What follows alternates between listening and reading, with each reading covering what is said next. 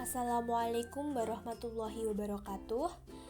Yang terhormat Bapak Hanafi Hadi Susanto selaku dosen pengampu mata kuliah Total Quality Management dan teman-teman semua yang berbahagia. Perkenalkan, kami dari kelompok 9 yang beranggotakan saya Nur Hidayah dengan NIM 401190141, Nurul Hidayah dengan NIM 401190147, dan Oktavia Nur Astriani dengan NIM 401190148. Pada video kali ini kami akan membahas mengenai materi patok duga atau benchmarking.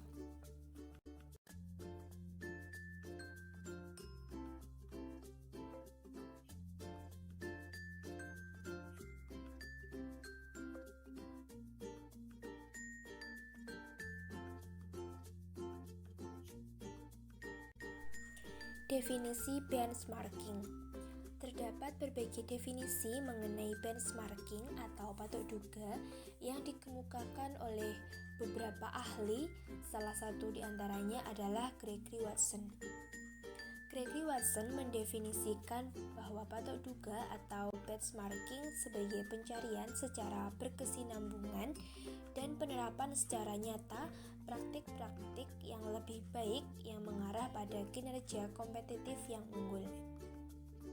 Nah, untuk tujuannya dari patok duga ini adalah untuk menemukan kunci atau rahasia sukses dari sebuah lembaga, lalu diadaptasi, diseleksi, dan diperbaiki untuk diterapkan pada lembaga tersebut yang melaksanakan patok duga atau benchmarking tersebut. Dasar pemikiran benchmarking. Dorongan untuk melakukan patok duga banyak ditentukan oleh faktor kepuasan pelanggan. Adanya pemasok yang semakin kompetitif telah membuat pelanggan mengetahui dan meminta standar produk dan pelayanan yang berbeda dan lebih baik.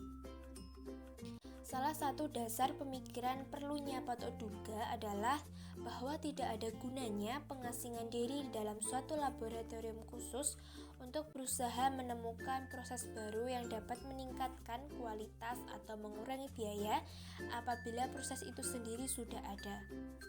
Suatu perusahaan memiliki proses yang 4 kali lebih efisien, maka hal yang logis dilakukan oleh perusahaan lainnya adalah mengadopsi proses tersebut dan kemudian melakukan penyempurnaan terhadap proses tersebut melalui perbaikan berkesinambungan hingga pada akhirnya bisa mencapai efisiensi 6 kali lebih besar atau bahkan lebih.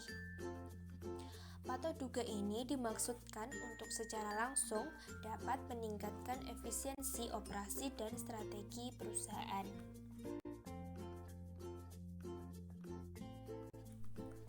Patok duga atau benchmarking digunakan untuk menentukan proses yang akan diperbaiki secara berkesinambungan dan perubahan yang dibutuhkan. Patok duga menawarkan jalan tercepat untuk mencapai perbaikan kinerja yang nyata.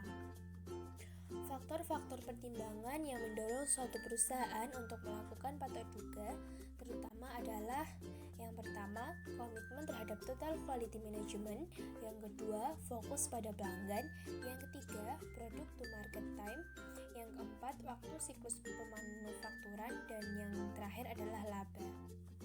Nah, patok duga ini secara umum memiliki manfaat yang diperoleh dari patok duga dapat dikelompokkan menjadi 3 kelompok besar, yaitu perubahan budaya, perubahan kinerja, dan peningkatan kemampuan sumber daya manusia. Selanjutnya yaitu jenis-jenis dari benchmarking atau patok duga. Dalam praktik pada umumnya dikenal ada 4 jenis dari patok duga, yaitu yang pertama patok duga internal, yang kedua patok duga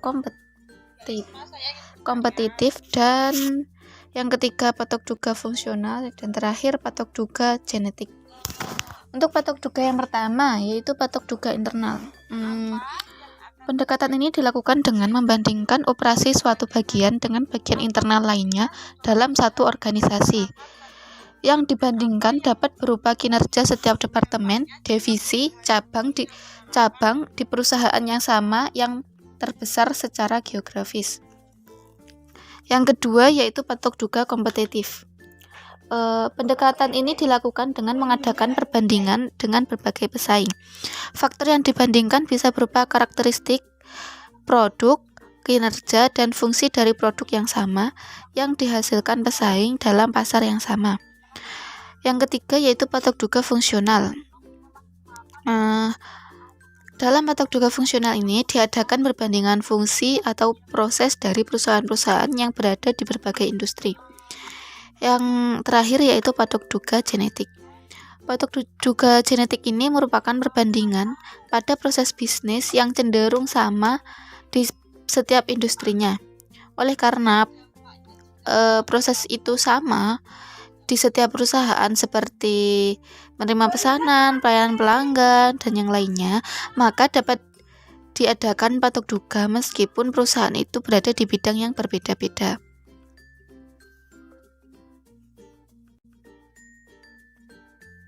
Selanjutnya yaitu benchmarking sebagai instrumen perbaikan kualitas. Pada hakikatnya, patok duga merupakan suatu instrumen untuk melakukan perbaikan. Langkah awal yang dapat dilakukan yaitu mengidentifikasi proses dan praktik pemanufakturan serta operasi lainnya dalam suatu perusahaan yang membutuhkan perbaikan. Selanjutnya, melakukan pencarian perusahaan lain yang sukses dalam melakukan aktivitas operasi yang hampir sama.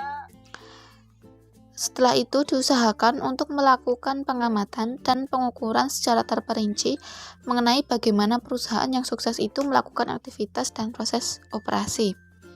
Jika informasi tersebut telah diperoleh, maka perusahaan yang melakukan patok duga tersebut dapat memulai perbaikan prosesnya dengan mengubah fokus organisasi dan mengembangkan keterampilan para manajer dan karyawannya.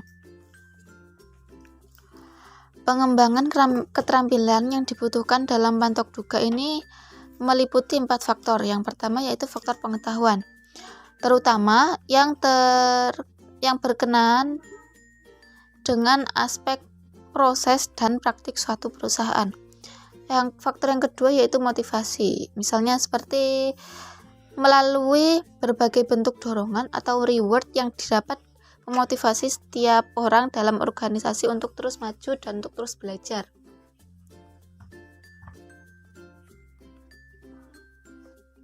Yang ketiga yaitu situasi, merupakan peluang bagi setiap orang untuk menerapkan pengetahuan dalam rangka meningkatkan efisiensi dan produktivitas. Yang keempat yaitu kemampuan setiap individu untuk mengembangkan pengetahuannya.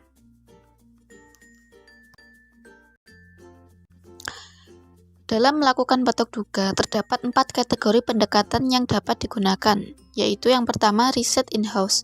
Cara ini dijalankan dengan cara melakukan penilaian terhadap informasi dalam perusahaan sendiri maupun informasi yang ada di dalam publik.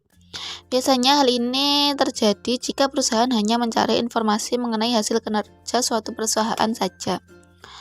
Yang kedua yaitu riset pihak ketiga. Cara ini ditempuh dengan membiayai kegiatan patok duga yang akan dilaksanakan oleh perusahaan surveyor. Biasanya pihak ketiga melakukan patok duga untuk informasi yang sulit didapatkan dari pesaing bisnis tersebut. Yang ketiga yaitu pertukaran langsung. Pertukaran secara langsung ini dilakukan melalui kuesioner, survei telepon, dan yang lainnya.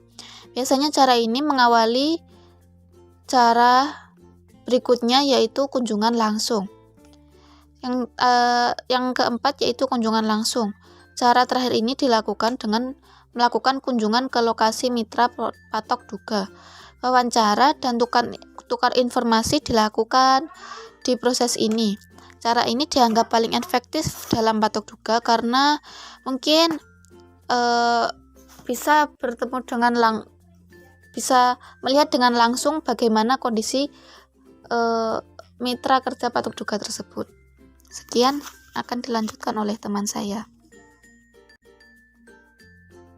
Selanjutnya, hambatan-hambatan terhadap kesuksesan patok duga. Yang pertama, fokus internal, yaitu organisasi terlalu fokus kepada dirinya sendiri dan mengabaikan fakta bahwa proses terbaik di kelasnya dapat menghasilkan efisiensi yang jauh lebih tinggi.